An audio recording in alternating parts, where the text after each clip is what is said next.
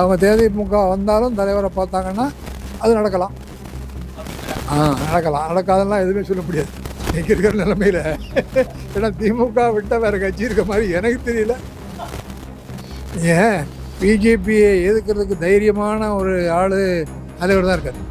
வேறு யாராவது பிஜேபி பேசுகிறாங்களா? அவங்க யாருமே பேச மாட்டாங்க. இவர் தைரியமாக பேசுகிறாரு. இவ்வளோ சுப்ரீம் கோர்ட்டில் போய் கேஸ் போடுறாரு, ஜெயிக்கிறாரு. அந்த மாதிரி எல்லாத்துலேயுமே கொண்டு வர்றாரு. அப்போ அவர் மேலே ஒரு மக்கள்கிட்ட ஒரு நம்பிக்கை வந்துடுச்சு. நான் தொடக்கத்தில் சொன்ன மாதிரி இது வழக்கமான பொதுக்குழு அல்ல. 7வது முறையாக வாகை சூட வியூகம் வகுக்கிற பொதுக்குழு.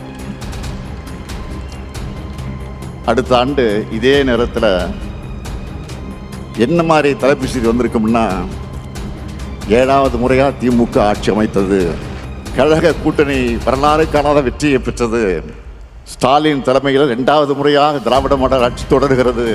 இதுதான் தலைப்பு செய்தியாக இருக்கணும்.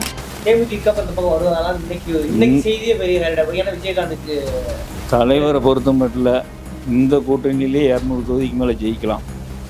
இந்த மாதிரி இன்னும் 2 பேர் வந்து தலைவர் எல்லாரையும் அனுசரித்து போய் 234 வந்தாலும் வாஸ் அவுட் பண்ணுறதுக்கான சூழ்நிலை வந்து நேரம் நல்லா இருந்து எல்லோரும் வரும்போது தலைவர் வந்து அதை வந்து மாற்று கருத்து சொல்ல மாட்டார். வர்றவங்கள வேண்டான்னு சொல்ல மாட்டார்.